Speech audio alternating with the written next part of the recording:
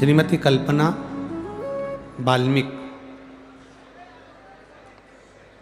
श्रीमती कल्पना बाल्मीक राजपूत हैं। मैं दहाने गांव से हूं और मैं यहाँ मेहाड़ी उपनगर गांव में रहती हूँ। कहीं बैठी हो तो हाथ हिला सकती हैं। अगर कहीं बैठी हो तो अपने दोनों हाथ हिला सकती हैं। श्रीमती कल्पना बाल्मीक राजपूत,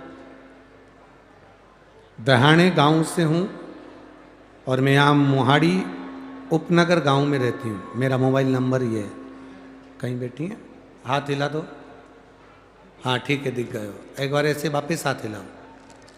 हाँ वापस हिला दो, ठीक है। बाबा, शिवजी पे चढ़ाए गए शहद की बेलपत्र और बाबा की कथा श्रवण करने का फल क्या? गुरुदेव, मेरा बेटा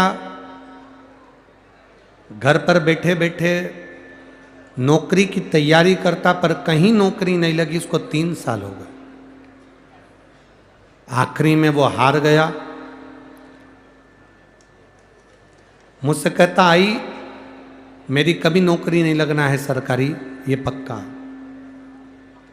गुरुदेव, आप मालागांव की कथा में कथा करने आए थे, तब हम लोग कथा सुनने के लिए गए थे।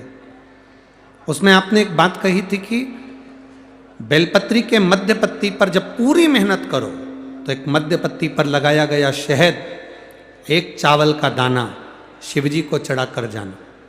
हम लोग सीहोर भी गए, वहाँ से रुद्राक्ष लेकर आए, कंकर शंकर पूजन करी।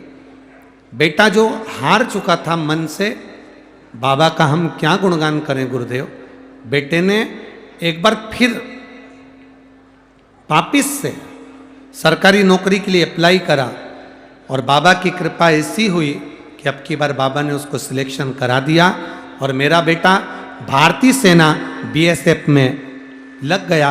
मैं बाबा को यहाँ नमन करने आया। गुरुदेव, जैसे बाबा जब देता है तो छप्पर फाड़ कर देता है। गुरुदेव, मुझे अंदाजा नहीं था कि बाबा सही में इतना देता है।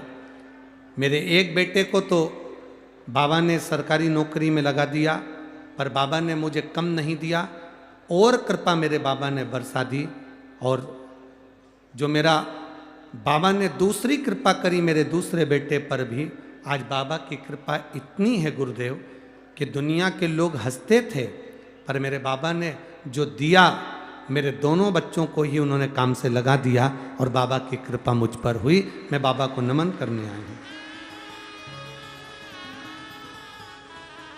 आपने एक लाइन कही थी गुरुदेव, खुद को महादेव से जोड़ दो और बाकी का सब महादेव पर छोड़ दो, तो बाबा संभालता जरूर है। बैठिए माँ, एक पत्र और बड़ा सुंदर आया है।